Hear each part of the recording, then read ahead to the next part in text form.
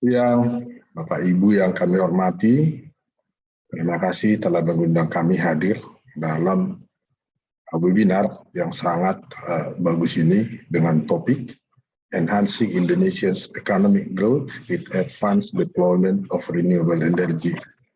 Ini kami sampaikan pada National Dialogue Metallurgi and Materials Week 2021 ya, oleh Departemen Teknik Metalurgi UI. Saya senang karena kita buat bahasa Inggris, karena suratnya ke saya bahasa Inggris, tapi saya senang juga disebutkan penyampaiannya cukup dalam bahasa Indonesia. Itu membuat lebih mudah saya pikir untuk saya. Selamat siang sekali lagi Bapak Ibu yang kami hormati, rekan-rekan profesional, mahasiswa teknik, metalurgi, dan material UI, serta seluruh peserta webinar yang berbahagia. Tentu kita mengucapkan terima kasih kepada panitia yang memberikan kami kesempatan menyampaikan beberapa hal di forum yang terhormat ini sesuai dengan judul tadi.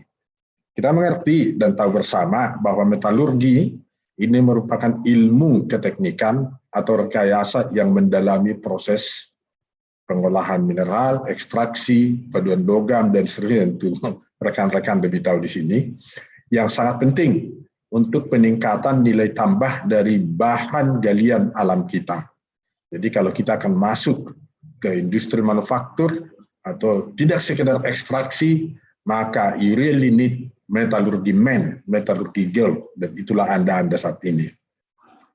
Nah, seiring dengan tuntutan global dan kesadaran perubahan iklim, climate change, transisi energi kita didorong untuk pindah atau move secara bertahap dari fossil based energy yang merupakan andalan kita saat ini ke non fossil based energy.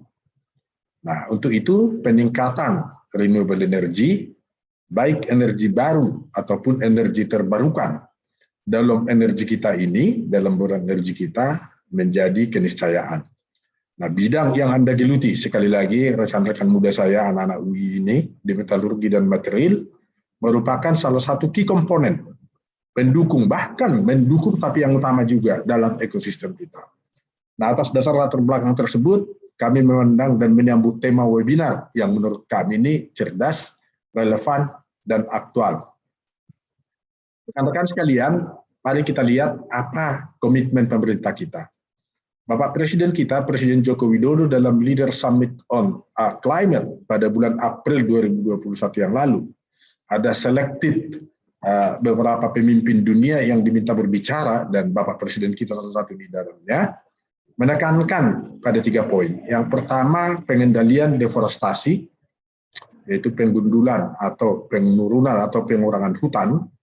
Kemudian green development dengan NDC yang nyata. NDC, naturally determined contribution, yaitu kontribusi kita terhadap pengurangan CO2. Serta global partnership untuk mencapai tujuan Paris Agreement. Saya senang dengan statement beliau ini, terutama yang ketiga, yang menekankan perlunya global partnership. Karena tidak semua orang, tidak semua bangsa, tidak semua negara, tidak semua masyarakat memiliki kesiapan yang sama. Nah, kita lihat prioritas mitigasi iklim dalam sistem fiskal kita. Kalau kita lihat di sini, terutama di masa pandemi ini, itu tidak mudah. Tetapi kita sudah komit dan kita akan tetap komitmen kita itu hanya kita sesuaikan bagaimana strategi teknik termasuk di dalamnya mengajak dan menjadi bagian dari masyarakat global. Nah, kebijakan APBN kita ini di masa pandemi ini kita menentukan prioritas perlindungan kesehatan, pendidikan dan sosial untuk sektor-sektor yang terdampak, serta pemulihan ekonomi nasional dan pembangunan infrastruktur secara selektif. Nah, ini tentunya di tengah keterbatasan fiskal, ini harus tetap kita lakukan, karena kalau lihat di bawah ini, untuk mencapai target NDC ini, setidaknya kita memerlukan pendanaan yang tidak kecil, 3.779,6 triliun, 343,6 triliun per tahun, itu tidak mudah. Apalagi di tengah suasana pandemi seperti ini. Baik, rekan-rekan. Nah, lalu apa yang dilakukan pemerintah kita, terutama kami dari sektor energi lah katakannya, dalam transisi, grand strategi energi kita mengatakan bahwa untuk bisa bergerak maka pengembangan EBT kita berdasarkan sumber. Kalau ini posisi kita saat ini di sini, masih di 11-12% kita porsi EBT, maka harapan kita akan bisa masuk ke sini dengan berbagai strategi yang tidak mudah, tapi kita punya arah yang jelas ke sana, yakni integrasi kebijakan energi, baik berupa kebijakan fiskal, kebijakan pertambangan, serta kebijakan di industri dan pertambangan. Kemudian juga perlu sinergitas BUMN, swasta, dan masyarakat. Itulah hakikat kegotong royongan kita. Kita perlu komitmen PLN untuk transformasi ke EBT karena mereka lah backbone kita untuk saat ini. Kemudian akses pendanaan EBT yang kompetitif, keberlanjutan sistem dan infrastruktur EBT. EBT itu untuk memindahkan dari satu tempat ke tempat lain tentu tidak semudah bagaimana kita saat ini yang based on fossil based. Kemudian juga akselerasi pengembangan EBT, substitusi dan konversi energi primer, penambahan kapasitas EBT, serta inovasi pemanfaatan EBT. Dan terakhir kalinya di mana harapan kami adalah anak-anak muda seperti Anda ini, inovasi dan penguasaan teknologi untuk efisiensi dan keekonomian, SDM terampil, serta kandungan lokal EBT. Poin yang keempat ini, andalan dan harapan kita ada di pundak Anda, para mahasiswa, rekan-rekan muda saya, para profesional yang bergerak di bidang metalurgi ini. Andalan kita ada PLTS paling besar, PLTB, PLTA. Ini semua memerlukan teknologi itu. Kita akan lihat ya.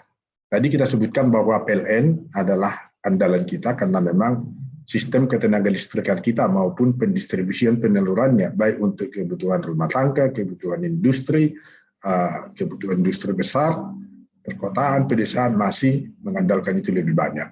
Dengan demikian, salah satu yang paling nyata adalah ketika kita lihat bagaimana kebijakan pemerintah di RUPTL, Rencana Usaha Penyediaan Tenaga Listrik. RUPTL kita untuk tahun 2021-2030 ini menempatkan porsi EBT yang sangat signifikan yang kita harapkan akan dicapai. Karena itulah komitmen pemerintah dan PLN Group ini backbone kita tadi disebutkan. Tapi sekali lagi karena tidak mudah, baik bagaimana cost energinya sendiri, kemudian membangun infrastruktur dan fasilitasnya serta mentransformasikannya sehingga diperlukan memang untuk Indonesia yang luas ini hal-hal untuk memastikan ketersediaan, kehandalan dan akses serta kemampuan membayar atau affordability ini tetap merupakan pertimbangan utama pemerintah. Itulah keadilan energi yang kita kenal di Trilema Energi. Dan ketika kita masuk ke energi mix yang semakin besar, kalau kita lihat kontribusi kita di sini, di 2020 64,3 MT CO2 energi untuk pengurangan emisi. Gambar yang bisa kita lihat di sini menunjukkan bahwa apabila semakin besar porsi energi terbarukan itu di dalam bauran energi kita, maka emisi yang dapat kita kurangi akan semakin besar. Kita lihat di 2030 target bisa di 314 dari saat ini di sini. Nah, tapi sekali lagi akan tetap mempertimbangkan yang saya sebutkan tadi itu, ketersediaan, kehandalan, serta akses dan kemampuan, terutama di masa saat ini kita sedang ada sama-sama berjuang mengatasi pandemi ini. Lalu bagaimana di dunia? Ini yang ingin saya menarik ke rekan-rekan saya. Kita lihat sejarah climate change. Kalau kita lihat di sini, saya ambil dari sini ya, bahwa katakanlah kita tidak berbicara zaman sebelum es atau zaman beberapa tahun pada zaman-zaman sebelum zaman purba lah ya, tidak. Tapi coba kita langsung masuk ke zaman ketika kita sudah masuk ke zaman industrialisasi ini. Yang paling besar adalah kita lihat begitu kita masuk ke industrialisasi, tingkat pemanasan itu menjadi langsung menanjak tinggi. Artinya di situ bahwa CO2 itu atau pemanasan global ini sangat merupakan berkorelasi positif dengan industrialisasi, itu fakta. Kalau kita lihat yang slide kanan ini, kalau kita lihat ini dari 1900 sampai tahun 2000-an, ya dalam rentang waktu 100 tahun misalkan, yang paling banyak itu menaikkan itu anomali yang terjadi itu, perubahan temperatur itu lebih banyak human influence. Kalau tidak ada human influence yang tadi adanya ada di sini. Jadi yang besar itu demikian. Itu yang ingin saya katakan, keadilan energi perlu kita lihat. Nah, hari data berbicara, rekan-rekan sekalian ya, karena data itu, your footprint was and is still there. Coba kita lihat bagaimana kumulatif CO2 emisi. Lihat data ini rekan-rekan sekalian, dulu di awal-awal kan hanya Inggris yang merupakan negara industri maju. Kalau kita lihat di awal-awal, UK lah yang tertinggi. Coba lihat ini angka data sebelum Perang Dunia Pertama, UK paling tinggi. Disusul Amerika, kemudian Jerman, Kanada, Rusia, India. Lalu begitu kita udah masuk ke Perang Dunia Kedua, pertama di sini Amerika Serikat mulai menilai dia masuk menjadi negara industri besar. Dengan yang sebelum tadi saya katakan, itu juga berarti dia menjadi penyumbang CO2 terbesar. Itu adalah fakta yang ini. Dan kemudian itu disadari betul. Kalau kita lihat di sini belum ada China, lihat ini sekarang negara kedua terbesar di dunia yang bersaing dengan Amerika, dia memotong. Dan setelah Perang Dunia Kedua di Jepang masuk. Ini menunjukkan bahwa industrialisasi itu sangat menyumbang kepada CO2. Global heating yang sekarang secara bertahap dan di-build up exponentially oleh itu. Jadi jangan melupakan sejarah kita. Siapa yang harus bertanggung jawab lebih besar sebetulnya terhadap adanya sekarang ini, apa yang kita sebutkan ini, pemanasan global yang diakibatkan oleh CO2. Data ini berbicara, Anda rekan-rekan muda saya akan bisa mengevaluasi itu dengan kritis dan baik. Nah, disadari hal ini di dunia, makanya di dalam dunia ini yang disebutkan Sustainable Development Goal. Disadari bahwa memang kita belum memiliki yang disebutkan itu kesamarataan. Ada 16 tujuan SDG. Nah, tujuan SDG itu ada 16. Tujuan pertama dan utama adalah untuk menghilangkan kemiskinan. Mengenai climate change, itu ada di tujuan nomor 13. Nah, yang ingin saya katakan di sini adalah bahwa kita memerlukan climate change, iya. Untuk itulah perlu industrialisasi. Tetapi jangan dilupakan, nomor satu harus ada pengentasan kemiskinan. Kalau kita lihat ini, kalau ini adalah indeks 100, di atas sempurna, kita lihat tidak banyak berubah 2010 ke 2020. Dunia memang naik, lebih bagus tingkat biaya hidup, tetapi kalau kita lihat ya, ini adalah negara-negara maju, OECD. Sedangkan negara-negara rekan-rekan kita di Afrika masih di sini. Demikian juga negara-negara rekan-rekan kita selain di daerah kita ini masih di sini. Artinya apa?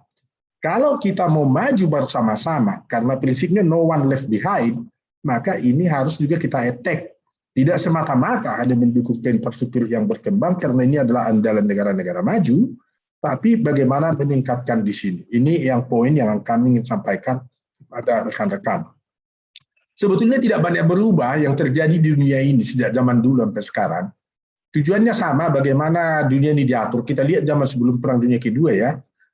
Ya, ada perbudakan, ada perangan, kolonialisme, aneksasi, pembebasan, kan itu yang menjadi temanya. Nah, setelah Perang Dunia Kedua selesai, bagaimana menata dunia dengan lebih bagus, itu masuk kebetulan ke perang dingin, yang berlaku untuk mendominasi hegemoni dunia ini adalah Bretton Woods system.